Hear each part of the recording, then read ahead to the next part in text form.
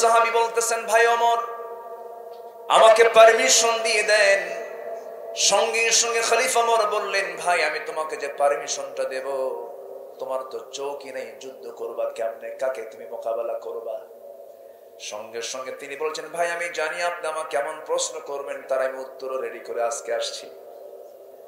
সেই উত্তরটা হলো, আমি জানি আপনি আমাকে কেমন প্রশ্ন করবেন, জবাবটা হলো, সবাই তো যুদ্ধের ময়দানে গিয়ে যুদ্ধ করে না, কেউ যোদ্ধাদের সেবা করে, কেউ তাবু পাহারা দেয়, কেউ খাবার প্রস্তুত করে, কেউ পানি সরবরাহ করে, আবার কেউ বা কালিমার ঝান্ডাটা সামনে নিয়ে দাঁড়ায় থাকে, নিশান হয়ে দাঁড়ায় থাকে।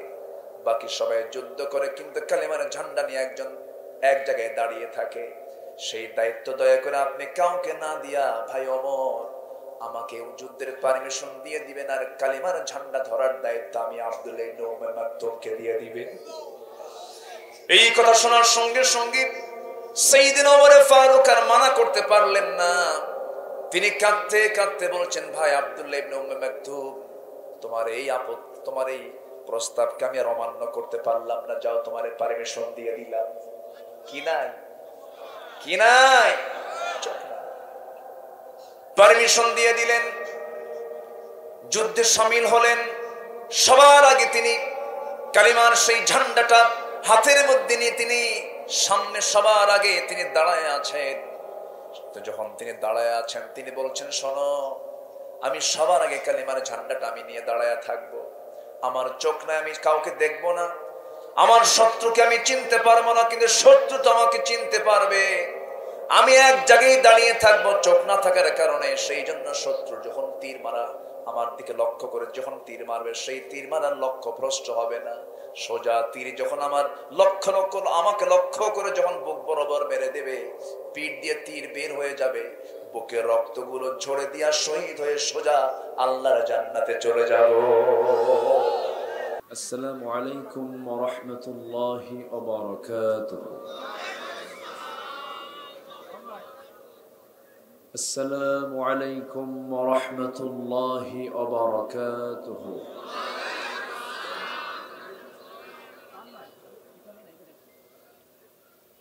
إن الحمد لله الأكرم الذي خلق الإنسان وكرم وعلمه من البيان ما لم يعلم، فسبحان الذي لا يحصى امتنانه باللسان ولا بالقلم. نشهد أن لا إله إلا الله وحده لا شريك له، ونشهد أن سيدنا وحبيبنا ومولانا محمدا عبده ورسوله الذي أرسله بالحق بشيرا ونذيرا وداعيا إلى الله بإذنه وسراجا وقمرا منيرا. فقد قال الله تعالى في كلامه المجيد وفرقانه الحميد: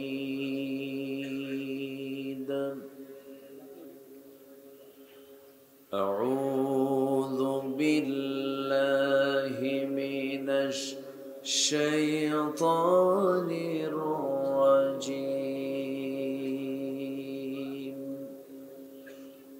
بسم الله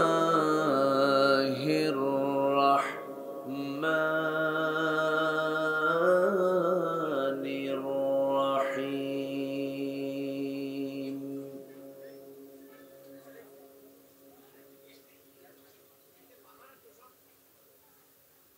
يا أيها الناس كلوا مما في الأرض حلالا طيبا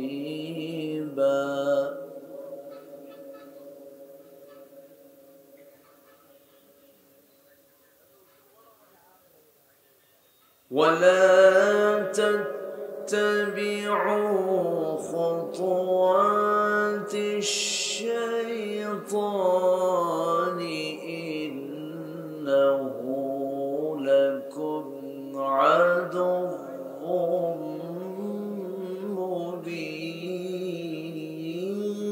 مبين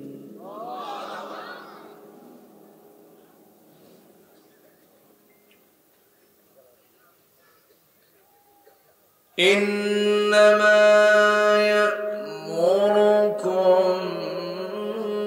بالسوء والفحشاء وأن تقولوا على الله ما لا تعلمون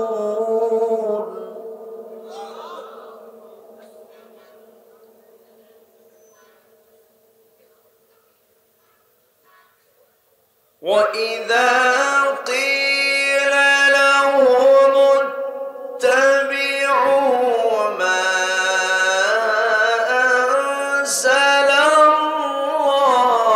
الله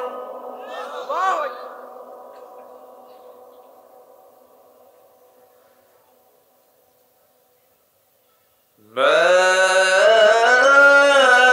أنزل الله قالوا بل نتبع ما ألفينا عليه آباءنا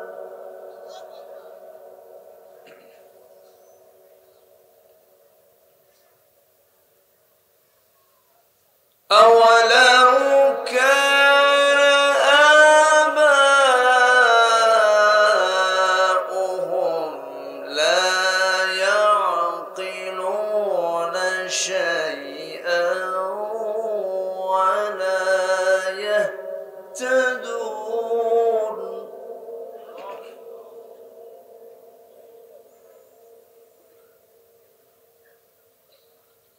الله أكبر بسم الله الرحمن الرحيم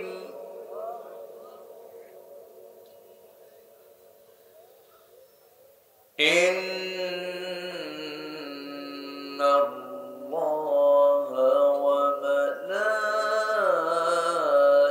وملائكته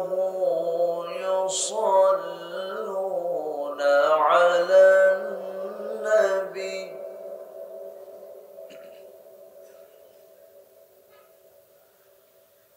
يا أيها الذين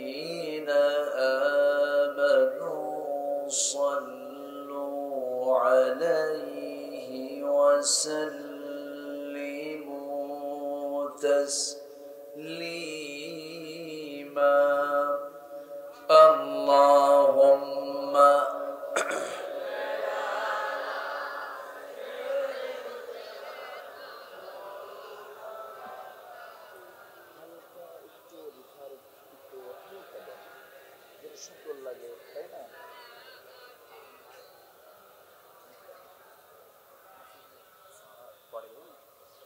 একটু মোহাম্মত দিয়ে নবীর প্রেমে মাতোয়ারা হয়ে জবান খুলে আওয়াজ দিয়ে সবাই বলুন আল্লাহুম্মা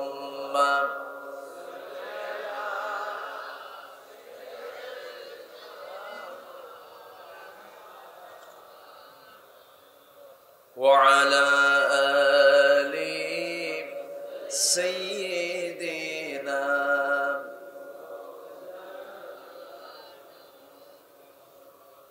শিবে আবু তালিব সে এক কারাগার কাটলো সেথায় তোমার বহুদিন হলো পার। শিবে আবু তালিব সে এক কারাগার, কাটলো সেথায় তোমার বহুদিন হলো পার। না খেয়ে না ঘুমে কত রাত কেঁদে কেঁদে দিন কায়েমের তরে ধৈর্য ধরে ধরে। হে রাসূল এসে গেল বদর উহুদ খন্দক পরীক্ষা, জান মাল দিয়ে পাশ হলো সকল পরীক্ষা। অবশেষে হয়ে গেল দিন কায়েমের বিজয় তরী। রাসূল আমার বলে দিলেন খায়রুল কুরুনি করনি। আল্লাহুম্মা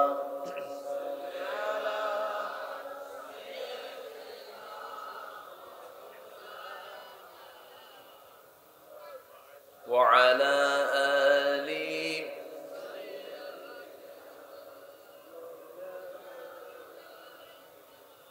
সবাই বলুন বালাগাল উলা বিকামালিহি কাশাফাত তুজা বিজামালিহি হাসুনাত জামিউ খিসালিহি।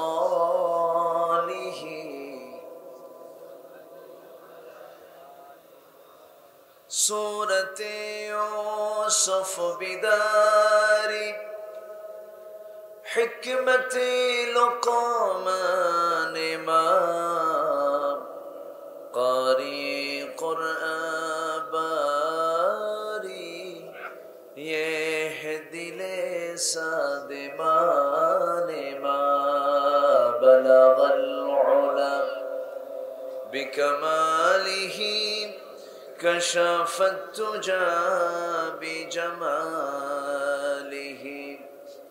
حسنت جميع خصاله।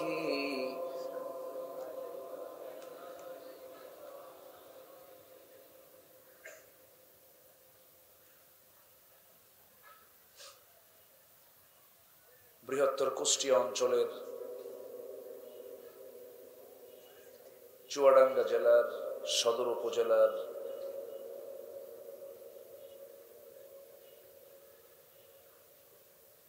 পীরগঞ্জ ঠাকুরপুর মসজিদ প্রাঙ্গণে অনুষ্ঠিত ঐতিহ্যবাহী বিরাট ইসলামী জালসা ইসালে সোয়াব হালকাই জিকির মাহফিল 2024 12ই ফাল্গুনে অনুষ্ঠিত আজকের এই মহৎ আয়োজনের সম্মানিত সুযোগ্য সভাপতি, আজকের মাহফিলের বরেণ্য অতিথিবৃন্দ, বিশেষ করে আমার পূর্বে কথা বলেছেন মুহতারাম মাওলানা আব্দুল মুকিত সাহেব, কথা বলেছেন মাওলানা মুফতি আব্দুর রশিদ সাহেব, কথা বলেছেন আমার অনুজ, আমার প্রিয় ভাইজান জনাব মাওলানা ইয়ামিন সাহেব সহ উপস্থিত হাজরাত উলামায়ে কেরাম, ফদলা ইজাম, সুশীল সমাজ, জাতির শ্রেষ্ঠ সন্তান শিক্ষক মণ্ডলী, জাতির বিবেক সাংবাদিক বৃন্দ, প্রশাসনের দায়িত্ব নিয়োজিত কর্মকর্তা বৃন্দ, সামনে উপস্থিত দূরে কাছের বিভিন্ন স্থান থেকে ছুটে আসা কালিমার ঝান্ডাবাহী, তাওহীদের পতাকাবাহী, দ্বীন ইসলামের নরসারদুল বীর মুজাহিদ, প্রাণ প্রিয় সম্মানিত দ্বীনি ভাইরা, আড়ালে বসে আছেন শ্রদ্ধেয়া সম্মানিতা মা বোনেরা।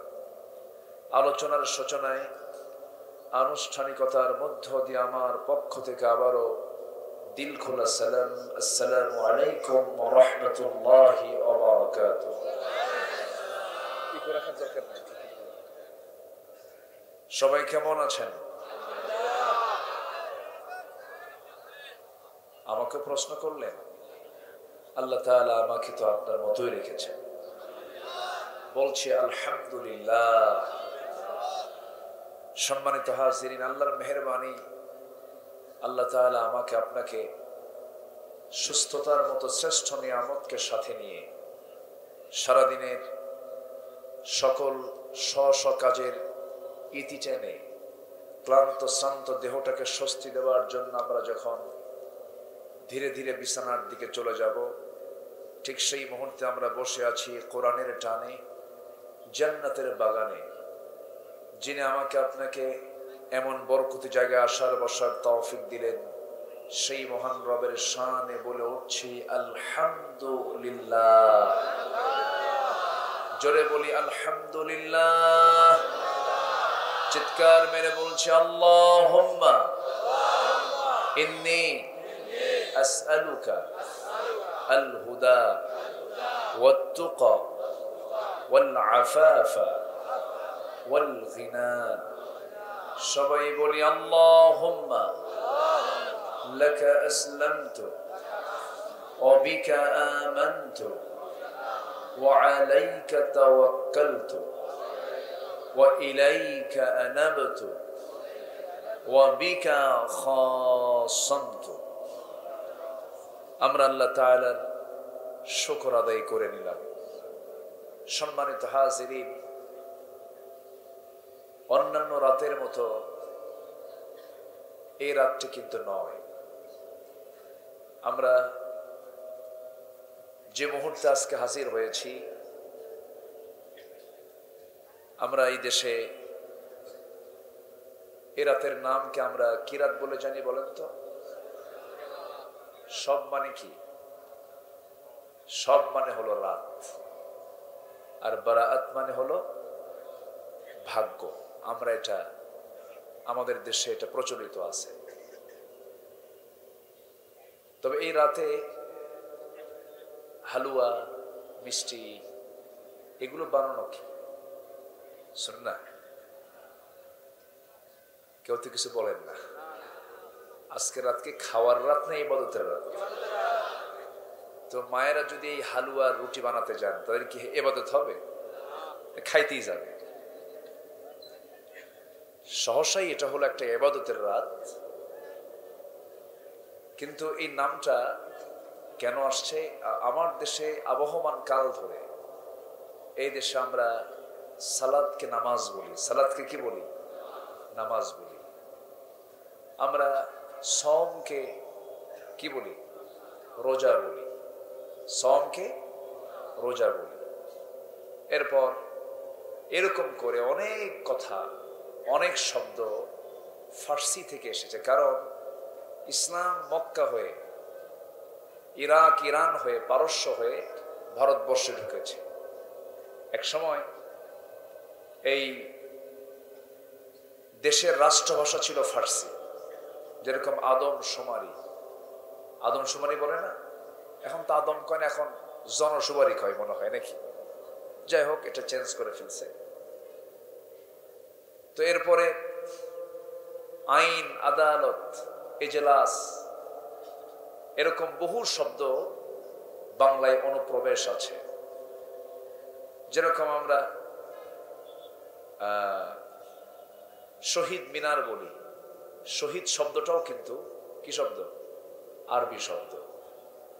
আর মিনার শব্দটা বাংলা নয়, এটাও বিদেশি শব্দ, অন্য কোনো ভাষা থেকে এটা এসেছে। এরকম করে বহু ভাষার সংমিশ্রণে এই ভাষার সৃষ্টি হয়েছে বলা যায়। সাথে এই শব্দগুলো আমরা পেয়ে থাকি, কিন্তু এর মানে আমরা বুঝবো না যে অনেকে এটাকে উড়িয়ে দেন, এই রাতের কোনো গুরুত্ব নেই, এটা বানোয়াট কথা। মাঝখানে তো আমি আজকে খুব ঘুরপাক খাচ্ছে একটা আওয়াজ, কে যেন বলেছেন যে এই রাতকে যদি কেউ বরকতময় মনে করে, এর চাইতে বেশ্যাখানায় থাকাই ভালো। মানুষ নোংরা হয়, কিন্তু মানুষের ভাষা এত নোংরা হয়, এটা কেমন কথা? আপনি বলেন, আপনার হয়তোবা যদি এটা আপত্তি থাকে, আপনি শুদ্ধ ভাষায়, সুন্দর ভাষায়, মার্জিত ভাষায় প্রয়োগ করেন। যাদের মুখ থেকে এমন জাতীয় কথা বের হয়, তারা তো ওই খানাটা ভালোই চিনবে মনে হয়। ওই জায়গায় যাওয়ার অভ্যাস আছে যাদের, তারাই এই জাতীয় মন্তব্য করতে পারে। যেরকম ফজরের আজান শুনলে এক কবি বলছিল না, যেন পতিতা ডাকতেছে, বেশ্যা ডাকতেছে, যেরকম নাউজুবিল্লাহ। তাহলে পতিতার ডাকটা কেমন, এটা না জানলে তার উদাহরণ দেওয়া যায় না। এজন্য আমি আমার সারা জীবন, আমি প্রায় 25-26 বছর এই মাহফিল অঙ্গনে কথা বলি। আমাদের উদ্দেশ্য হতে হবে হলো, আমরা মুসলমানদের সবচেয়ে বড় সংকট হলো আজকে মুসলমান কি এক না ভিন্ন ভিন্ন? শততা বিভক্ত জাতিতে আজকে রূপ নিয়েছে মুসলমান। নানান মত, নানান পথ, কিন্তু আল্লাহ কয়জন? আস্তে আল্লাহ কয়জন? আল্লাহর কিতাব কয়টা? আমাদের রাসূল কয়জন? মুহাম্মদুর রাসূলুল্লাহ। কেন এত বিভক্ত? কেন এত মতনৈক্য? মতনৈক্য থাকতে পারে, মত পার্থক্য থাকতে পারে, ইখতিলাফ থাকতে পারে, কিন্তু ইফতিরাক থাকা যাবে না। তো পরস্পরে কিলাকিলি, ঘুষাঘুষি, কথার বৃষ্টি না, এটা না। আমরা মহাব্বত রেখে চলবো। জোরে বলি ইনশাআল্লাহ। জাস্ট শুধু আমি রাতের ব্যাপারে একাধিক হাদিস আছে, অনেকে বলেন এটা নাই। এই রাতকে নিয়ে বাড়াবাড়িও করা যাবে না, ছাড়াছাড়িও করা যাবে না। এটা গুরুত্বপূর্ণ একটা রাত। এই রাতে আল্লাহ তাআলা 5 শ্রেণী ছাড়া সবাইকে মাফ করে দিবেন। যেরকম সুবহানাল্লাহ। কয় শ্রেণী ছাড়া? 5 শ্রেণী ছাড়া। এর মধ্যে 1 নাম্বার হলো যারা মুশরিক। যারা কি? মুশরিক। আল্লাহ রাব্বুল আলামিন এই বান্দার হায়াত কি, এই উম্মতের, এই নবীর যারা উম্মত, এদের হায়াত আল্লাহ রাব্বুল আলামিন অন্য নবীর উম্মতের চাইতে কম করে দিয়েছেন। আমাদের সবার পিতা, সবার প্রথম মানুষ, এই পৃথিবীর প্রথম মানুষ যিনি পৃথিবীতে এসেছিলেন, আল্লাহ রাব্বুল আলামিন তার হায়াত দিয়েছিলেন কত বছর? 1000 বছর। 1000 বছর হায়াত তার ছিল।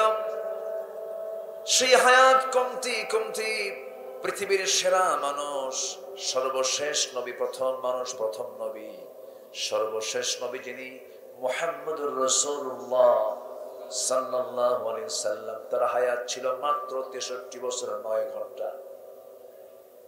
এই যে 63 বছর 9 ঘন্টা, অল্প সময় তিনি পৃথিবীতে বেঁচে ছিলেন, কিন্তু আমার নবীজি সব নবীর চাইতে তার সফলতা কম না বেশি? সকল নবী ছিলেন আঞ্চলিক নবী, আমার নবী হলেন ওয়া মা আরসালনাকা ইল্লা রাহমাতাল লিল আলামিন। জোরে বলুন আল্লাহু আকবার। সাহাবায়ে কেরাম বললেন, ইয়া রাসূলুল্লাহ, আগের নবীর উম্মতরা 1000 বছর বাঁচত, শত বছর তাদের হায়াত ছিল, আমাদের তো হায়াত কম, আমাদের সময় কম, টাইম কম, আমাদের জিকির আজকার কম। হে রাসূল, আমাদের কি এমন কোন আমল নাই যে আমলের মধ্য দিয়ে আমরা তাদের সমকক্ষতা অর্জন করতে পারবো? সঙ্গে সঙ্গে আল্লাহ তাআলা রাসূলকে জানিয়ে দিয়েছেন কিছু কিছু রাতের কথা। ওয়াল ফাজরি ওয়া লায়ালিন আশর। জোরে বলুন আল্লাহু আকবার। আল্লাহ 10 রাতের কসম খেয়েছেন। কয় রাতের? 10 রাতের। আমার বন্ধুগণ, তবে একটা রাতের ব্যাপারে, লাইলাতুল কদর নিয়ে গোটা পৃথিবীর সমস্ত আলেম উলামা একমত। আল্লাহ তাআলা এই কদর নামে একটা সূরা পর্যন্ত নাযিল করেছেন। ইন্না আনজালনাহু ফি লাইলাতিল কদর ওয়া মা আদরাকা মা লাইলাতুল কদর। আমি আমি কোরআনটা নাজিল করেছি লাইলাতুল কদরে, রমজান মাসের কদরের রাত্রিতে কোরআনটা নাজিল করেছি, যে রাতকে আমি আল্লাহ খায়রুম মিন আলফি শাহর, 83 বছরের 6 মাসে 83 বছরে একটানা 6 মাস ইবাদত করলে যে সওয়াব হবে তার চাইতে বেশি সওয়াব আমি আল্লাহ এই রাতের মধ্যে বরাদ্দ করেছি। জোরে বলে সুবহানাল্লাহ। কদরের ব্যাপারে সবাই একমত, কিন্তু এই লাইলাতুম মিন নিসফি শাবান যেটা হাদিসের পরিভাষা, এটাকে নিয়ে খুব বাড়াবাড়ি আছে কিছু। কেউ বলে এটাই একমাত্র কপালের রাত্রি, এই রাত্রে যদি কেউ ভালো খায় সারা বছর সে ভালো খাবে। এই যে একটা মানে কুসংস্কার, বাড়াবাড়ি কথা, এটাও অ্যাকসেপ্টেবল নয়, এটা গ্রহণযোগ্য নয়। আবার বলতেছেন এই রাত বলতে কোনো রাতই নাই, এটাও আরেক বাড়াবাড়ি, এটা আরেক কি বাড়াবাড়ি। আমার নবীজি আম্মা জান আয়েশা সিদ্দিকা কর্তৃক সিদ্দিক রাদিয়াল্লাহু আনহা হতে বর্ণিত, তিনি বলেছেন আমি নবীর সঙ্গে ঘরে ছিলাম, হঠাৎ করে রাসূলকে দেখলাম না, রাসূল নাই না। তিনি ঘর থেকে বের হয়ে গেছেন, গিয়ে দেখি আমার নবীজি মাকবারার সামনে দাঁড়িয়ে আছেন। এমন সময় আম্মা জান আয়েশা বললেন ইয়া রাসূলুল্লাহ আপনি এই জায়গায় কেন? সেই সময় রাসূল বললেন আয়েশা তুমি কি জানো এই রাত্রে বান্দা যা চাবে তাই কবুল করবেন। এই বান্দা বিশেষ করে এই রাত্রিতে বিশেষ করে বান্দা বান্দিকে আল্লাহ তাআলা স্পেশালি মাফ করে দিবেন। যেরকম সুবহানাল্লাহ। একাধিক হাদিস বর্ণিত আছে এই রাতের ব্যাপারে, কিন্তু হাদিসের পরিভাষা হলো লাইলাতুম মিন নিসফি শাবান, শাবানের 14 তারিখ দিবাগত রাত্রিকে লাইলাতুম মিন নিসফি শাবান, যাকে আমরা এই দেশের প্রচলিত ভাষায় আমরা কি বলি? শবে বরাত বলি। যেরকম সালাতকে আমরা নামাজ বলি, তারপরে সমকে আমরা কি বলি? রোজা বলি। এ কি বললে কি গুনাহ হবে? একদম ঈমান হারা হয়ে যাবে? আমরা সালাতকে নামাজ বলছি, সমকে রোজা বলছি। তো লাইলাতুম মিন নিসফি শাবানকে আমার দেশে কি বলা হয়? শবে বরাত বলা হয়। হ্যাঁ, লাইলাতুম মিন নিসফি শাবান বললে ভালো, কিন্তু শবে বরাত এটা বললে ঈমান চলে যাবে, এটা বলাই যাবে না। এত বাড়াবাড়ি কেন? এই সমস্ত বিষয়ে ফতোয়াবাজি কেন? সুদ হারাম বলতে পারেন না? ঠিক কিনা? সুদের কথা বলেন, বেশ্যাবৃত্তির লাইসেন্স দিচ্ছে, এগুলোর বিরুদ্ধে কথা বলেন। তারাবি নামাজ কয় রাকাত হবে, বেতের নামাজ কয় রাকাত হবে, আমিন আসতে হবে না জোরে হবে, ফরজ নামাজের পরে মোনাজাত হবে কি হবে না, এগুলো ছোট্ট বিষয় নিয়ে গন্ডগোল করেন কেন? ইন্নামাল মুমিনুনা ইখওয়া ফাসলিহু বাইনা আখওয়াইকুম, নিজেদের মধ্যে ইসলাহ করে নাও, ঠিক করে নাও। তোমরা জেনে রেখে দিও তোমরা মুমিনরা একমাত্র তোমরা ভাই ভাই। জোরে কোন আল্লাহু আকবার। এই সম্পর্ক টিকে রাখার দরকার আছে না নাই? যতদিন পর্যন্ত মুসলমান ভ্রাতৃত্বের বন্ধনে আবদ্ধ না হবে ততদিন পর্যন্ত মুসলমান মায়ের খাবেই খাবে, মায়ের খাওয়া বন্ধ হবে না। একটা প্ল্যাটফর্মে আসতে হবে সম্মানিত ভাইয়েরা। তাহলে এই রাতের অবশ্যই বরকত আছে না নাই? আসতে বলবেন না, আছে না নাই? আমার নবীজি নিজে বলেন ইন্নাল্লাহা লা ইয়াত্তালি'ু লাইলাতুন নিসফি মিন শাবান ফায়াগফিরু লিজামি'i খালকিহি। আল্লাহ তাআলা এই নিসফে শাবানের রাত্রিতে সকল সৃষ্টিকে maaf করে দেন, সকল বান্দাকে maaf করে দেন যদি সে maaf চায়। তবে দুইটা শ্রেণীকে, এই হাদিসে দুইটা শ্রেণীর কথা আসছে, দুই শ্রেণীকে maaf করা হয় না, ইল্লা লিমুশরিকিন আও মুশাহিন ওয়া মুশাহিন। দুই শ্রেণীকে maaf করা হয় না। নাম্বার 1 হলো যারা শিরকের কাজে যারা জড়িত থাকবে, নাম্বার 2 হলো যারা হিংসুক। যারা কি হিংসুক? তো আমার দেশে নাই। আমার দেশে কি হিংসার আবাদ হয় না মানবতার আবাদ হয়? আবাদ হয় কিসের? উদারতার না মানবতার? উদারতার মানবতার না হিংসার? একজন জেগে উঠলে আরেকজন ওরে কেমনে নিচে নামাবে এই চেষ্টায় ব্যস্ত থাকে। তুমি কোন জায়গা থেকে আসলা?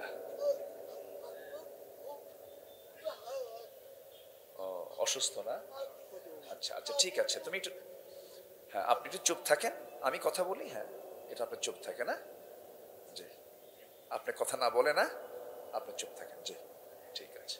সামনে একজন অসুস্থ আছে তো। সম্মানিত ভাইয়েরা, তাহলে এই রাতে সবাইকে মাফ করা হবে, মাফ করা হবে না কাকে? মুশরিক। মুশরিক কি মুসলমানদের মধ্যে নাই? নাম মুসলমান, কিন্তু ওর মধ্যে শিরকের কাজ আছে, এমন মুশরিক মার্কা মুসলমান আছে না নাই? আবার মুসলিম আবার মুশরিক হয়, মুশরিক আবার মুসলিম হয়, এটা কেমন কথা? মুশরিক মুসলিম হবে না, মুসলিম মুশরিক হবে না, যে কোনো একটা সাইডে থাকার কথা ছিল। কিন্তু আমার দেশে শিরিক করা কিছু বান্দা আছে না নাই? বলে আসতে বলবেন না, আছে না নাই? মুশরিককে আল্লাহ রাব্বুল আলামিন মাফ করবেন না, হিংসককে আল্লাহ রাব্বুল আলামিন মাফ করবেন না। এরপর আল্লাহ রাব্বুল আলামিন আল্লাহর নাফরমানিমূলক কোন কাজ করলে পর আল্লাহ রাব্বুল আলামিন তাকে মাফ করবেন না। এরপরে ওই সমস্ত বান্দাকে আল্লাহ রাব্বুল আলামিন মাফ করবেন না যারা সোজা গিয়া কোন ব্যক্তিকে সেজদা দেয়। আছে না নাই? মানুষ মানুষকে সেজদা দিয়ে ফেলে, মানুষ মানুষের কাছে আত্মসমর্পণ করে, কিন্তু এই মস্তক একমাত্র সমর্পণ করব আমরা কার কাছে? আল্লাহ রাব্বুল আলামিন বলেন, আফা গায়রা দীনিল্লাহি ইয়াবগুন ওয়া লাহু আসলামা মান ফিস সামাওয়াতি ওয়াল আরদি তাওআন ওয়া কারহা। এই পৃথিবীতে মানুষ কেমন করে বাহায়ের মতো জীবন বিধান ইসলামী ইসলামকে ছেড়ে দিয়ে অন্য কোন দিনের দিকে দৌড়ায়, কেমন করে দৌড়ায়, অথচ আসমান জমিনে যত সৃষ্টি আছে সমস্ত সৃষ্টিগুলো সব আত্মসমর্পণ করে কার কাছে? আসতে বলবেন না, কার কাছে? আমরা তো পাখির ভাষা বুঝি না, আমরা তো জীব জন্তুর ভাষা বুঝি না, আমরা তো পিঁপড়ার ভাষা বুঝি না, আমরা তো বড় বড় প্রাণীর ভাষাগুলো বুঝি না। এই পৃথিবীতে মানুষ ছাড়া যত প্রাণীকুল আছে সমস্ত প্রাণীকুলের মুখে মুখে কার জিকির? আসতে বলবেন না, কার জিকির? লা তাফকাহুনা তাসবিহাহুম, তোমরা তাদের তাসবিহটা বোঝো না, তাদের জিকিরটা তোমরা বোঝো না। সব প্রাণী আল্লাহর জিকির করে। একজন পয়গম্বর সকল প্রাণীর ভাষা বুঝতেন, সকল প্রাণীর সমস্ত কথাগুলো তিনি শুনতে পেতেন। সেই পয়গম্বরটার নাম কি বলেন তো সবাই? এত সুন্দর করে বলেন, বাড়ি কি আশেপাশে নাকি? বাড়ি কি আশেপাশে? কিন্তু আমাকে খুব কাছে টেনে দিয়েছে। কোন কিতাব বলেন তো? কোন কিতাব? এই নবীকে কত কাছে, কত পরিচিত বানিয়ে দিয়েছে। সুলাইমান আলাইহিস সালাতু ওয়াস সালাম নিজেও নবী ছিলেন, বাপও নবী ছিলেন, নিজেও রাজা ছিলেন, বাপটাও রাজা ছিলেন। এই সুলাইমানকে আল্লাহ রাব্বুল আলামিন এত জ্ঞান দিয়েছিলেন, এত মেধা দিয়েছিলেন, তিনি শুধু মানুষের ভাষাই বুঝতেন না, প্রাণীর ভাষাও তিনি বুঝতেন। তার সৈন্যবাহিনী নিয়ে কোন একদিন তিনি একটা পাহাড়ি অঞ্চল দিয়ে যখন যাচ্ছিলেন, পাহাড়ের পাদদেশে উপত্যকায়, সেই পাদদেশে সুলাইমান আলাইহিস সালাম যখন তার সৈন্য সামন্ত নিয়ে যখন রওনা দিলেন, সেই সময় তিনি তার কানে একটা আওয়াজ শুনতে পেলেন। ওই সময় ওই জায়গায় একটা পিঁপড়ার দল ছিল। সেই পিঁপড়ার দলের যে দলপতি সমস্ত জনগণকে লক্ষ্য করে বলছে, ও পিঁপড়ার সমস্ত দলেরা শোনো, আমি তোমাদেরকে অর্ডার দিচ্ছি, উদখুলু মাসাকিনাকুম, ঘরের মধ্যে ঢুকে যাও, তাড়াহুড়ো করে ঘরের মধ্যে ঢুকো, কারণ সুলাইমান তার বাহিনী নিয়ে এই দিক দিয়ে যখন রওনা দিয়ে চলে আসবে, তাদের পদপিষ্ট হয়ে তোমরা মারা যাবে। পিঁপড়া কত ছোট প্রাণী, তার আওয়াজটাও কত ছোট, কিন্তু এই আওয়াজটা চলে গেছে সুলাইমানের কানে। সুবহানাল্লাহ। কত বড় যোগ্যতা আল্লাহ তাআলা এই নবীকে দিয়েছিলেন। পিঁপড়া যে হাঁটে এই আওয়াজকে আমরা শুনি, আর পিঁপড়া কথা কয় সে আওয়াজ তিনি শুনেছেন। পিঁপড়া কি আদৌ কি ছোট প্রাণী? না। পিঁপড়া শক্তিশালী না আমরা শক্তিশালী বলেন তো? ভালো করে বলবেন। পিঁপড়ার গায়ের ওজন বেশি না আমার গায়ের ওজন বেশি? পিঁপড়ার গায়ের ওজন বেশি।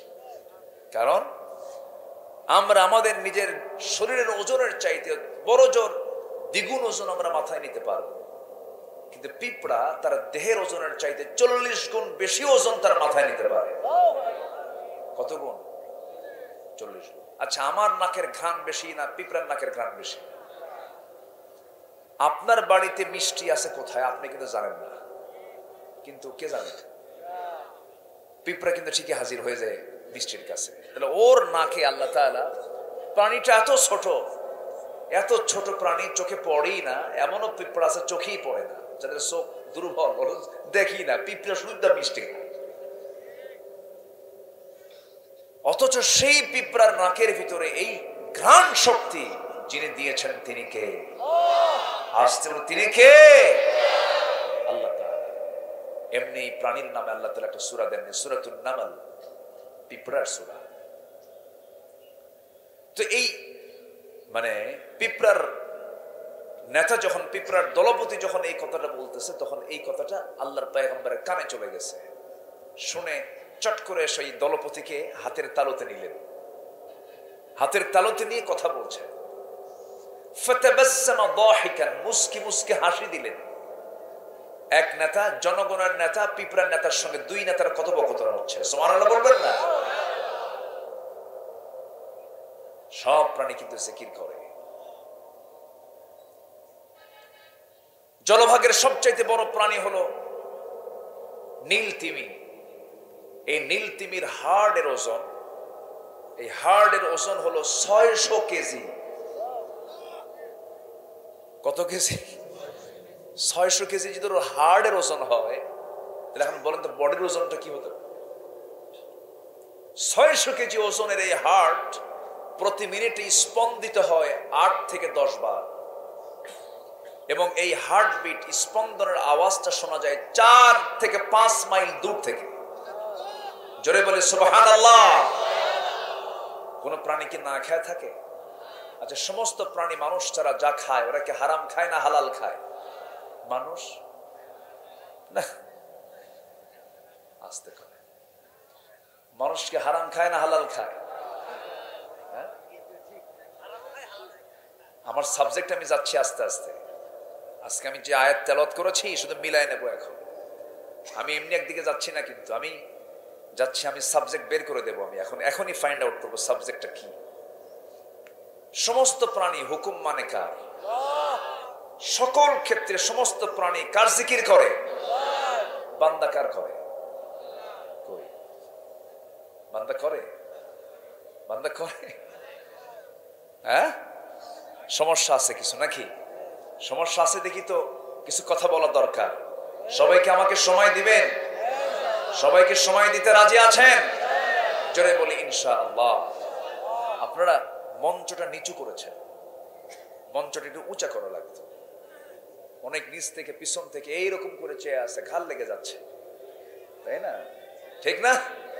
কই কিছুই তো ঠিক নাই। ঠিক তো কইলেন, ঠিক ঠিক কই, একটু উঁচা হওয়া লাগতো। যাই হোক, হ্যাঁ, ওইটা ফিক্সড হলে উঁচা করতেন, এরপরে কিছু দিয়ে ইট দিয়ে গাঁথা হোক, এরপরও দিতেন। একটু উঁচা হলে ভালো হতো, তাই না? এই যে মেহমান, সব তো মেহমান, তারা তো মেহমান হয়ে আসছে। তারা এখন বসে আছে, এরকম করতেছে, খুব কষ্ট পাচ্ছে, কিন্তু কষ্ট করে যেহেতু হয়ে গেছে। কষ্ট বেশি করলে সব কম হবে না বেশি হবে? যে যেখানে আছেন আমরা বসি সবাই। তাহলে কোন প্রাণী হারাম খায় না, কোন প্রাণীর জিকিরের কোনো অভাব নাই। আচ্ছা বলেন তো, এই যে তাল গাছে যে একটা পাখি বাসা বাঁধে, সেই পাখিটার নাম কি বলেন তো? বাবুই পাখি। আচ্ছা, ওই যে বাসাটা বানায়, ওর ইঞ্জিনিয়ার কে? বাবুই পাখি নিজেই তো ইঞ্জিনিয়ার। ও কি কোনো মিস্ত্রিকে ডাক দেয়? আমরা কাকে ডাক দিই? মিস্ত্রি ডাকি, ইঞ্জিনিয়ার ডাকি, কিন্তু বাবুই পাখি কাউরে ডাক দেয়? ও নিজে কিন্তু ইঞ্জিনিয়ার। এত সুন্দর বাসা বানায়। এখন তো তাল গাছ নাই, ওরকম তাল গাছ তার খুঁজে পাওয়া যায় না। এত সুন্দর বাসা। পৃথিবীর সমস্ত আর্কিটেক্ট, সমস্ত সিভিল ইঞ্জিনিয়ারকে আপনি ডাকেন, বলবেন যে তোরা এরকম একটা বাসা বানা, 14 গোষ্ঠী বিদায় নেবে, পারবে না। ঠিক কিনা? অথচ বাবুই পাখির মাথার ব্রেনের ওজন কয় কেজি? কোন কেজি মেজি হবে? মোটর দানার মতো। যে মোটর দানা আছে না, মোটর দানা, মোটর দানার চেয়ে ছোট্ট। এই ছোট্ট মোটর দানার ভিতরে আল্লাহ রাব্বুল আলামিন কি ইঞ্জিনিয়ারিং জ্ঞান দিয়েছেন, কি বুদ্ধি দিয়েছেন, এত সুন্দর বাসা বানায়। সিডর হলো, আইলা হলো, খুলনার কয়রা উড়ে গেল, ফণি হলো, নার্গিস হলো, হারিকেন হলো, বুলবুল হলো, সব ঘর বাড়ি সব শেষ হয়ে গেল, কিন্তু তাল গাছও ঠিক থেকে গেল, বাবুই পাখির বাসাও ঠিক থেকে গেল, উপরালনা ঠিক থেকে গেল। এত সুন্দর বাসা, এত সুন্দর তার লাইফ স্টাইল। আমরা যখন চলতে যাই তখন মাঝে মাঝে স্থলপথে চলি, নৌপথে চলি, আবার বিমান পথে চলি। যদি আমি এখন এই মুহূর্তে বিমান পথে চলতে চাই, আমাকে যেতে হবে যশোর এয়ারপোর্টে। রাত্রেবেলা হবে না, সকালবেলায় চড়তে হবে, বোর্ডিং পাস নিতে হবে, ইমিগ্রেশন হবে, কত চেক আপ হবে, বিমান ক্রু আমার ব্যাগ চেক করবে, এই চেক করবে, দুনিয়ার ঝামেলা। কিন্তু বাবুই পাখি ছোট্ট একটা প্রাণী, সে যখন চলাফেরা করে, স্থলপথ ব্যবহার করে না, নৌপথ ব্যবহার করে না, সবসময় সে ভিআইপি বিমান চালায়। সুবহানাল্লাহ বলবেন না? কিসে চড়ে? তেল লাগে নাকি? আজ থেকে তেল লাগে? তেলও লাগে না। তেলও লাগলো না, জ্বালানি লাগলো না, যানজট লাগলো না। গতকালকে আমার প্রোগ্রাম ছিল সন্দ্বীপ, সেই হাতিয়া, সন্দ্বীপ, মনপুরা, এই কুতুবদিয়া, এই বিশাল বড় বড় দ্বীপ, 9 কিলোমিটার সমুদ্র পাড়ি দিয়ে সন্দ্বীপে মাহফিল ছিল। সেখান থেকে আসতেছে এখানে কত নৌপথ, স্পিড বোট, বাস, গাড়ি, কত কি করে কষ্ট করে আসলাম। কিন্তু বাবুই পাখি ছোট্ট একটা প্রাণী, আল্লাহ তাআলা কি নিয়ামত, কি লাইফ স্টাইল, কি উন্নত জীবন তাকে দিয়েছেন। যখন তার খাবারের প্রয়োজন হয়, সকালবেলা তার বাসা থেকে যখন বের হবে, আল্লাহ তাআলা তার মাথার মধ্যে একটা সুন্দর মেশিন দিয়ে দিয়েছেন। সেই মেশিনটাই স্টার্ট করলে পরে পাখা বের হয়ে যায়, সে উঠতে থাকে। জোরে বলেন সুবহানাল্লাহ। এই শীতের ভিতরে এই যশোর এলাকায়, খুলনা এলাকায়, এমনকি চুয়াডাঙ্গার বহু নদীতে, বহু জায়গায় অতিথি পাখি চলে আসে। এই অতিথি পাখিগুলো সাইপ্রাস থেকে আসে, নিউজিল্যান্ড থেকে আসে। এই নিউজিল্যান্ড 1000 মাইল দূর, এত দূর থেকে যে পাখিগুলো এখানে আসে, তাদের কোনো পাসপোর্ট আছে নাকি? আছে পাসপোর্ট আছে? তাদের কোনো ভিসাও লাগে না, পাসপোর্টও লাগে না, কিচ্ছু লাগে না। ওই দেশে যখন -10 ডিগ্রি সেলসিয়াস, -20, -15, একদম প্রচন্ড শীতের ভিতরে তাদের জীবন চলে যাবে, মরে যাবে। এই জন্য আল্লাহ রাব্বুল আলামিন বলেন, ও আমার সৃষ্টিকুল, এই জায়গায় তোদের জীবন কুলাবে না, তোরা এখন এই মুহূর্তে চলে যা খুলনা জেলার কয়রার আশেপাশে, ওখানে 3 মাস থেকে এরপর আবার ফিরে আয়। সুবহানাল্লাহ বলবেন না? তিনি কে? নিউজিল্যান্ড কোথায় আর সাইপ্রাস কোথায়? সেই সাইপ্রাসের, নিউজিল্যান্ডের সেই পাখিগুলো আল্লাহ তাআলা হুকুম করলেন, যা বাংলাদেশের খুলনায় যায় 3 মাস থেকে খাওয়া দাওয়া কইরা আবার তুই আবার তোর দেশে চলে আয়। কে চালান, কে চালান, কে চালান, কে চালান? আল্লাহ চালান। আমার বন্ধুগণ, একটু মনোযোগ দিয়ে কতগুলো শুনবেন।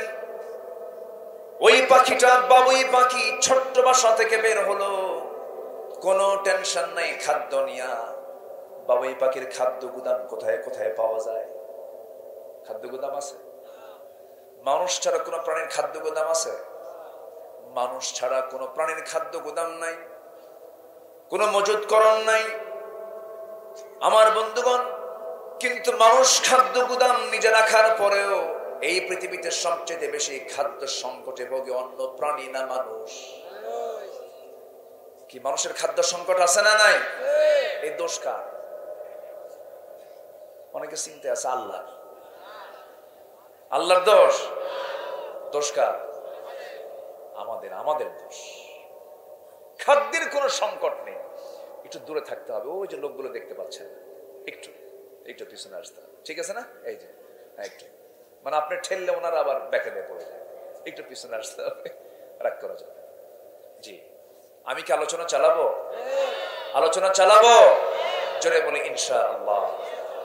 ভিতরে ছোট্ট বাচ্চা কি নিয়ে ঢুকছে? ওগুলো কাম সারছে, এরা আবার এই ব্যবসায় নামছে এখানে। আব্বু বসো, মনোযোগিতা নষ্ট হয়ে যায়। হ্যাঁ বসো, থাক, আল্লাহ তোমাদের পরে বরকত দিয়ে দেবে ইনশাআল্লাহ। একটু বসো। কোরআন শোনার আদব আছে। কোরআন শুনতে আসলে এটাকে মনে করতে হবে ইবাদত। এটাকে কি মনে করতে হবে? যদি কেউ নামাজের মধ্যে কেউ যদি খায়, বাদাম খায়, এটা কি হয় বলেন তো? নামাজের মধ্যে যদি কেউ অন্য কোনো কাজ করে, এটা হবে? হবে না। কোরআন শোনাটাও ইবাদত। আল্লাহ তাআলা বলছেন কিচ্ছু করা যাবে না কোরআন শোনার সময়, শুধু দুটো কাজ করবা।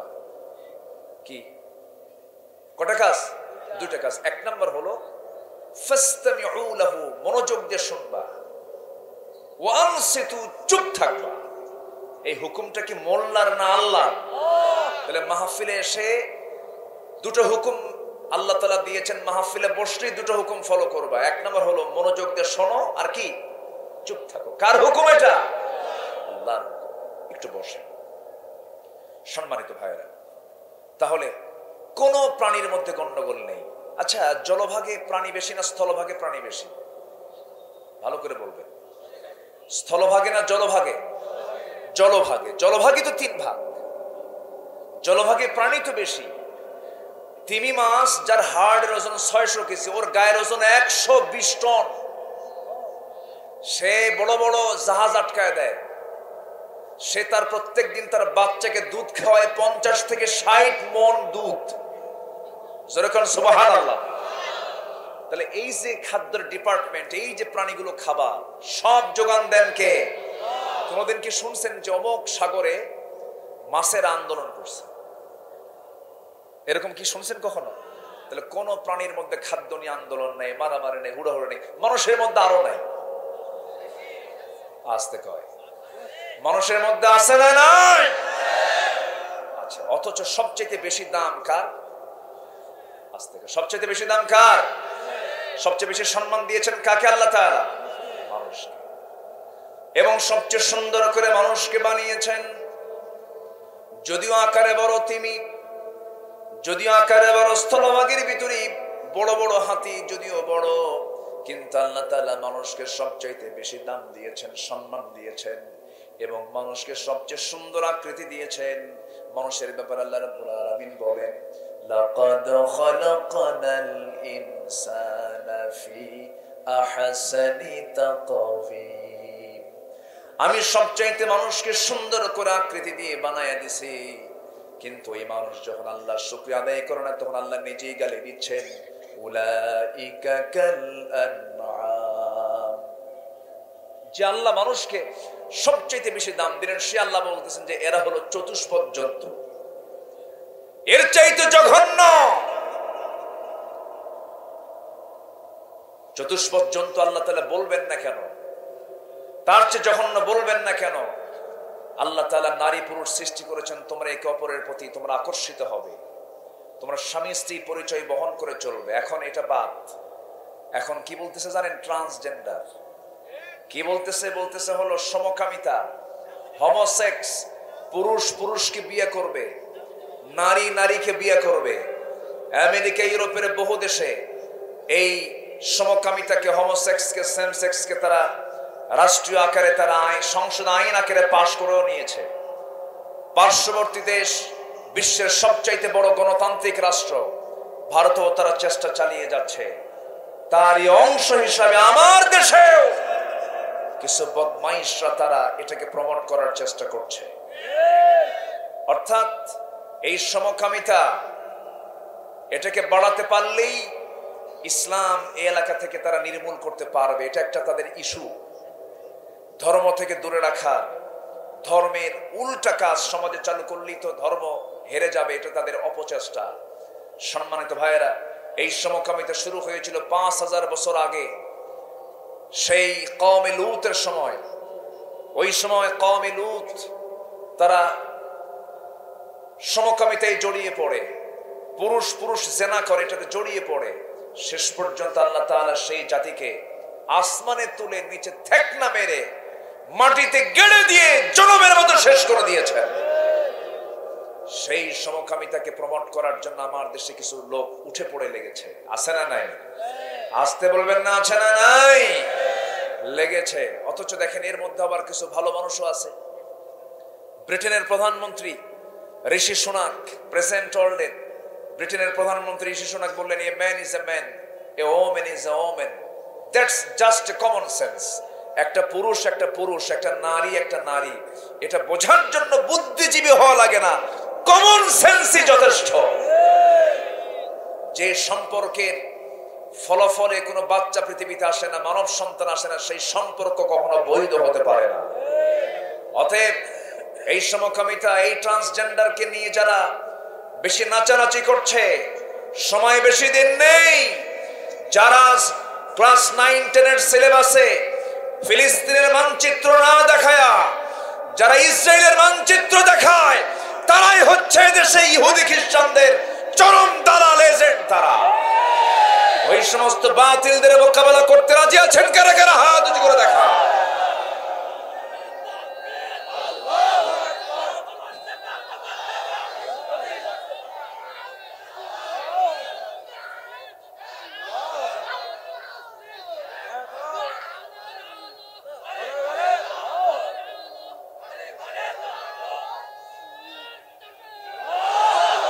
আল্লাহ কবুল করুন, জোরে বলে আমিন। বসো, কাম সারছে। ও তো অস্থির না, গায়ে শক্তি নাই, কিন্তু ইমানের শক্তি আছে। ও প্রত্যেকটা কথাই রিসিভ করছে। এক অন্ধ সাহাবী নবীর কাছে এসে বলে, হুজুর সবাই তো শহীদ হয়, আমার একটু দিবেন না যেতে? সুবহানাল্লাহ বলবেন না। রাসূল বলেন, তোমার তো চোখই নাই, আমি কেমনে পারমিশন দেবো বলো? না, যাবো না, দেবো না, যাও। রাসূল তার জীবদ্দশায় অন্ধ সাহাবীকে পারমিশন দেননি। খলিফা আবু বকর সিদ্দিকের আমলে তিনি তার কাছে গিয়ে বলেন, ভাই আমার একটু যুদ্ধের পারমিশন দিবেন না? কেন না, রাসূল যেটা দেননি আমি আপনাকে দিতে পারবো না, যান। দ্বিতীয় খলিফার আমলে কাদেসিয়ার যুদ্ধ, কিসের যুদ্ধ? কাদেসিয়ার যুদ্ধের সময় এই অন্ধ সাহাবী এসে খলিফা ওমরের সামনে দাঁড়িয়ে হাউমাউ করে কান্দে, হাউমাউ করে কাঁদতেছে আর বলতেছে, আমিরুল মুমিনিন, আমার কত বন্ধুরা জান্নাতের শরাব খাচ্ছে, জান্নাতের নিয়ামত ভোগ করছে, আমার এখনো জান্নাতে যাওয়াই হলো না। বদরে যেতে পারলাম না, উহুদে যেতে পারলাম না, খন্দকে যেতে পারলাম না, হুনাইনে যেতে পারলাম না। ভাই ওমর, আজকে তুমি আমাকে ফেরত দিও না, আমি কাদেসিয়ার যুদ্ধে যে আমি শহীদ হতে চাই। সুবহানাল্লাহ বলবেন না? কি নাই, কি নাই বলেন? আর আমাদের চোখ নাই? এই অন্ধ সাহাবী কি বলছে? এই অন্ধ সাহাবী বলতেছেন, ভাই ওমর আমাকে পারমিশন দিয়ে দেন। সঙ্গে সঙ্গে খলিফা ওমর বললেন, ভাই আমি তোমাকে যে পারমিশনটা দেব, তোমার তো চোখই নেই, যুদ্ধ করবা কেমনে, কাকে তুমি মোকাবেলা করবা? সঙ্গে সঙ্গে তিনি বলছেন, ভাই আমি জানি আপনি আমাকে কেমন প্রশ্ন করবেন, তার আমি উত্তরও রেডি করে আজকে আসছি। সেই উত্তরটা হলো, আমি জানি আপনি আমাকে কেমন প্রশ্ন করবেন, জবাবটা হলো, সময় তো যুদ্ধের ময়দানে গিয়ে যুদ্ধ করে না, কেউ যোদ্ধাদের সেবা করে, কেউ তাবু পাহারা দেয়, কেউ খাবার প্রস্তুত করে, কেউ পানি সরবরাহ করে, আবার কেউ বা কালিমার ঝান্ডাটা সামনে নিয়ে দাঁড়ায় থাকে, নিশান হয়ে দাঁড়ায় থাকে। বাকি সবাই যুদ্ধ করে, কিন্তু কালিমার ঝান্ডা নিয়ে একজন এক জায়গায় দাঁড়িয়ে থাকে। সেই দায়িত্ব দয়া করে আপনি কাউকে না দিয়া, ভাই ওমর আমাকে যুদ্ধের পারমিশন দিয়ে দিবেন, আর কালিমার ঝান্ডা ধরার দায়িত্ব আমি আব্দুল্লাহ ইবনে উম্মে মাকতুমকে দিয়ে দিবেন।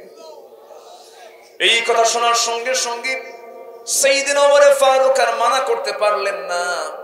তিনি কাঁদতে কাঁদতে বলছেন, ভাই আব্দুল্লাহ ইবনে উম্মে মাকতুম, তোমার এই প্রস্তাবকে আমি আর অমান্য করতে পারলাম না, যাও তোমার পারমিশন দিয়ে দিলাম। কি নাই, কি নাই? পারমিশন দিয়ে দিলেন, যুদ্ধে শামিল হলেন। সবার আগে তিনি কালিমার সেই ঝান্ডাটা হাতের মধ্যে নিয়ে তিনি সামনে সবার আগে তিনি দাঁড়ায় আছেন। তো যখন তিনি দাঁড়ায় আছেন, তিনি বলছেন, শোনো, আমি সবার আগে কালিমার ঝান্ডাটা আমি নিয়ে দাঁড়ায় থাকবো। আমার চোখ নাই, আমি কাউকে দেখবো না। আমার শত্রুকে আমি চিনতে পারবো না, কিন্তু শত্রু তো আমাকে চিনতে পারবে। আমি এক জায়গায় দাঁড়িয়ে থাকবো চোখ না থাকার কারণে। সেই জন্য শত্রু যখন তীর মারা আমার দিকে লক্ষ্য করে যখন তীর মারবে, সেই তীর মারার লক্ষ্য ভ্রষ্ট হবে না। সোজা তীর যখন আমার আমাকে লক্ষ্য করে যখন বুক বরাবর মেরে দেবে, পিঠ দিয়ে তীর বের হয়ে যাবে, বুকের রক্তগুলো ঝরে দিয়া শহীদ হয়ে সোজা আল্লাহর জান্নাতে চলে যাব। জোরে বলি সুবহানাল্লাহ। সম্মানিত ভাইয়েরা, আল্লাহর পথে সংগ্রাম করার জন্য গায়ের শক্তি লাগে না, চোখও লাগে না, বয়সও লাগে না। বদর যুদ্ধের মাঝ মুয়াস্তার বড় প্রমাণ, ঠিক কিনা? এর জন্য কোনো বয়স লাগে না, কোনো ফিটনেস লাগে না। এটার জন্য দরকার হলো গায়ের শক্তি না ইমানের শক্তি। গায়ের শক্তি না ইমানের শক্তি? ইমানের শক্তি। ছোট্ট, তুমি বসো। হ্যাঁ, তুমি কিছু বলো না, তুমি আওয়াজ করলে এলোমেলো হয়ে যায়। হ্যাঁ, তুমি থাকো। হ্যাঁ, আল্লাহ তুমি তাকে সুস্থ করে দাও। জোরে বলে আমিন, জোরে বলে আমিন। আমার দিকে একটু তাকান তো। এখন কোন প্রাণীর মধ্যে গন্ডগোল নেই, মানুষের মধ্যে গন্ডগোল কেন? এর মূল কারণ হলো মানুষ হালাল পথে চলে বেশি না হারাম পথে চলে বেশি? হারাম পথে বেশি চলে না হালাল পথে বেশি চলে? হারাম। কিন্তু আল্লাহ তাআলা বান্দার জন্য যে খাবারগুলো দিয়েছেন ম্যাক্সিমাম কিন্তু হালাল খাবারই বেশি। হারাম খাবার কি বেশি? হারাম খাবারের তালিকা কিন্তু খুব কম, হালাল খাবারের তালিকায় বেশি। কিন্তু বান্দা ওই ছুটে ছুটে ওই হারামের দিকে যায়। আল্লাহ দুধ দিলেন, দুধ খা, দুধ পান কর। সেই দুধ বিক্রি হয় হলো না, সেই দুধ বিক্রি হয় হলো হাটে ঘাটে মাঠে। আর যে মদ আল্লাহ তাআলা হারাম করলেন সেই মদ বিক্রি হয় হলো এসি রুমের ভিতরে। ঠিক আছে? আল্লাহ বলেন তুই মদ খাইস না, সেই মদ বিক্রি হয় কোথায়? এসি রুমে। আল্লাহ বললেন তুমি আঙ্গুর খাও, কোনো সমস্যা নাই, কিন্তু আঙ্গুর কি তুমি পচায়ও না। কিন্তু বান্দা কি করে? আঙ্গুর আস্তে করে আঙ্গুর কি করে? পচায়। মাটি দিয়ে কাদা হয়, এই কাদা যদি আপনি কোনো ব্যক্তির কপালে মেরে দেন, সে কি মরে যাবে? মরবে না। হয়তো তার হালকা লাগবে, মরবে না। কিন্তু ওই মাটি যদি আপনি আবার ইট ভাটাই নিয়ে পোড়ান, আর সেই পোড়া ইট নিয়ে যদি কপালে মারেন, বলেন রক্ত কি বের হবে কিনা? বলেন। তাহলে মাটি কিন্তু দুটাই, একটা কাদা মাটি আর একটা কি? পোড়া মাটি। আঙ্গুর তো ফল, কোনো সমস্যা না, আঙ্গুর খা, সমস্যা নাই। কিন্তু আঙ্গুর পচায় খেতে পারবি? কার কথা? আসতে বলবেন না, কার কথা? কিন্তু বান্দা করে কি? পচায় নিয়ে খালি খায়, খায়া শীত হয়ে পড়ে থাকে। মদ খেলে কি তাল না মাতাল? আসতে বলে তাল না মাতাল? এক মদরও মদ খাইছে, রাত ৩টার দিকে মদ খায় বাড়িতে ফিরছে। তো বউ তো বোঝে স্বামী আমার কেমন।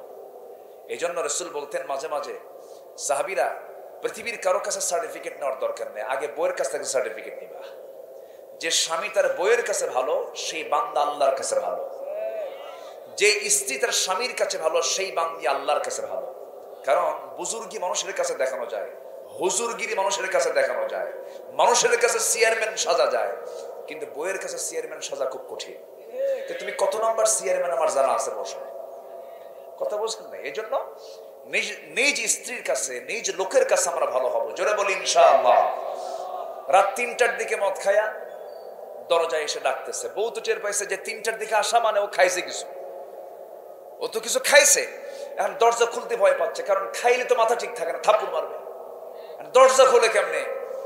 বড় ছেলে আছে বাড়িতে, ছেলেকে ডাক দিয়ে বলতেছে, বাবা আয়, তোর আব্বা আসছে রাত ৩টার দিকে, বুঝিসই তো সমস্যা। তো ছেলেকে ডাক দিয়ে দরজার কাছে আসছে, মার ছেলে একসঙ্গে এসে দরজা খুলতেছে। দরজা খোলা মাত্রই স্বামীর দিকে ছায়া বউ দেখে যে একদম লাল টকটকা চোখ, মানে চোখের মানে চোখ মনে হয় বের হয়ে আসবে, মানে ডাবল খাইছে। তো এই মদ খায়া দরজার সামনে যখন দাঁড়াইছে, বইয়ের দিকে সালাম আর দেবে কখন? সালাম দিছে ঠিকই, কিন্তু তার আগে কইছে আম্মা আসসালামু আলাইকুম। বলে হেড অফিস তো ঠিক নাই। এখন বউ কয় হাই রে আমার পোড়া কপাল রে, তোমার কি একটু হুঁশ হলো না? তোমার সামনে একটা যুবক ছেলে দাঁড়ানো, তার সামনে তুমি আমারে মা বলে ডাক দাও। ছেলের দিকে তাকায় বলে দুলা ভাই আসসালামু আলাইকুম। এখন বিষয়টা হলো ওর তো দোষ না, খাইছে কি খাইছে বলে?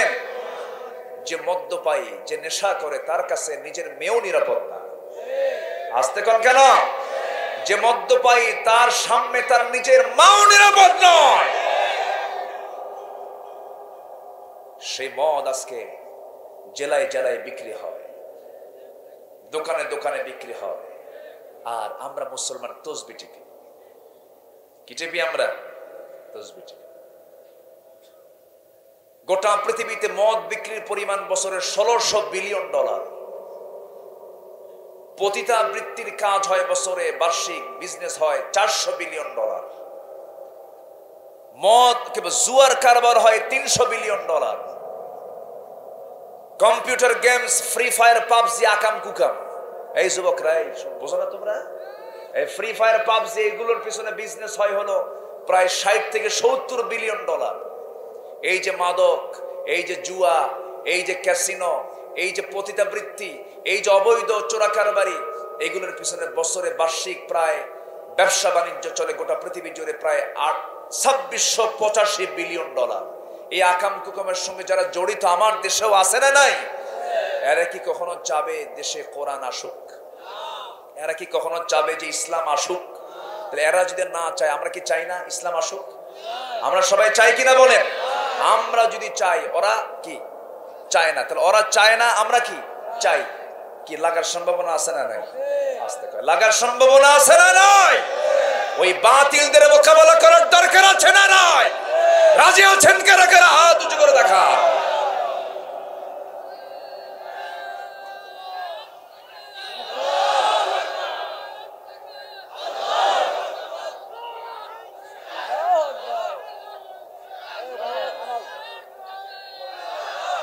আল্লাহ কবুল করুন, জোরে বলে আমিন।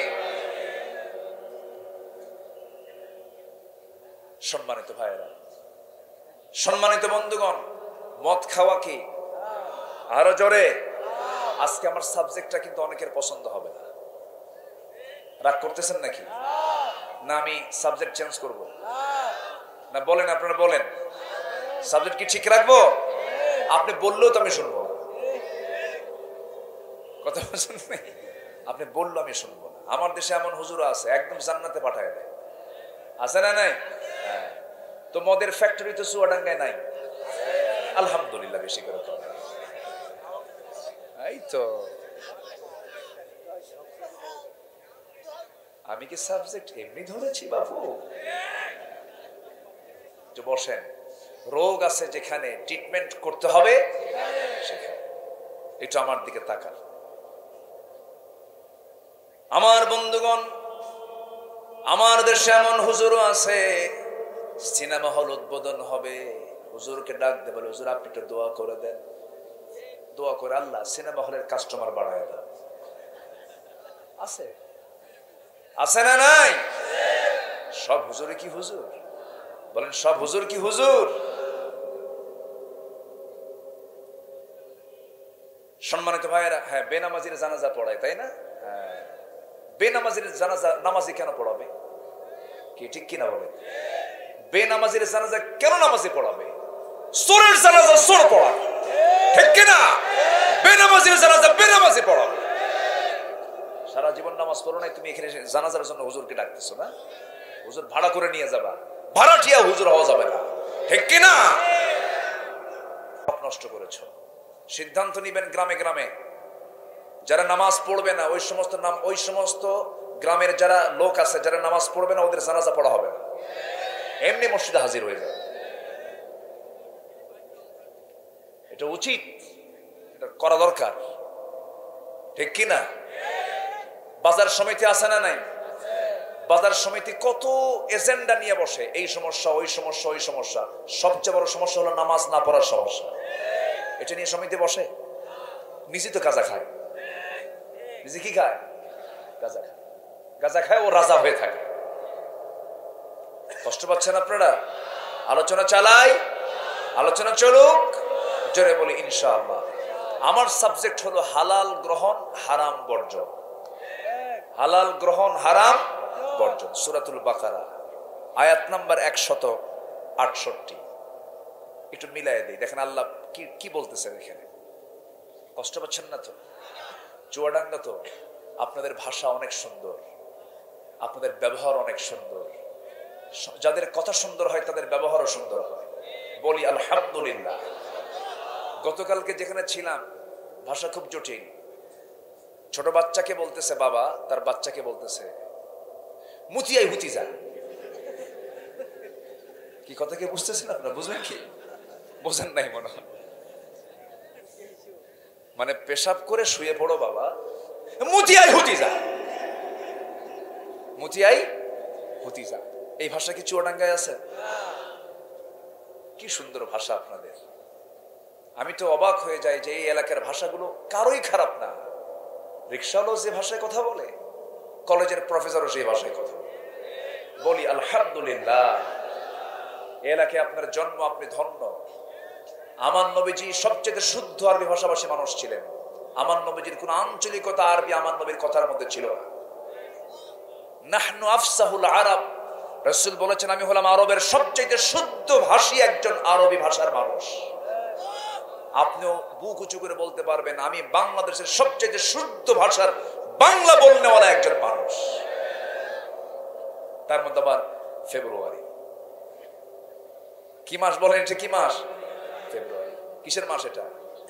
ভাষার মাস। মুতিয়া হুতিজা। কি কথা বলেন? খুব সুন্দর আপনারা। বলি আলহামদুলিল্লাহ। ভাষার জন্য শুধু জীবন দিলে হবে না, ইসলামের জন্য জীবন দিতে হবে। কিসের জন্য জীবন দিতে হবে? ইসলামের জন্য। সাহাবীরা কিসের জন্য জীবন দিয়েছেন? দ্বীনের জন্য, ইসলামের জন্য। আল্লাহ রাব্বুল আলামিন সূরাতুল বাকারার 168 নম্বর আয়াতে বলছেন, ইয়া আইয়ুহান নাসু কুলু মিম্মা ফিল আরদি হালালান طيبا ولا تتبعوا خطوات الشيطان إنه لكم عدو مبين। জোরে বলুন আল্লাহু আকবার। এই আয়াতের কয়েকটা আয়াত পরে এখানে ইয়া আইয়ুহান নাস বলে সম্বোধন করা হয়েছে। আবার আল্লাহ রাব্বুল আলামিন 172 নম্বর আয়াতে এবার ঈমানদারকে লক্ষ্য করে বলছেন, ইয়া আইয়ুহাল্লাযীনা আমানু কুলু মিন তাইয়্যিবাতি মা রাযাকনাকুম ওয়াশকুরু লিল্লাহ ইন কুনতুম ইয়্যাহু তা'বুদুন। জোরে বলুন আল্লাহু আকবার। 168 নম্বর আয়াতে আল্লাহ রাব্বুল আলামিন বলেন সূরাতুল বাকারা, সূরাতুল বাকারা বাড়িতে গিয়ে মিলাই নেবেন। আমি একটা কথা নিজে বানিয়ে বানিয়ে বলতে আসিনি। আল্লাহ তাআলা বলছেন, হে মানব মণ্ডলী শোনো, কুলু খাও, কুলু খাও। কুল এক বচন, কুলু বহু বচন। কুলু খাও।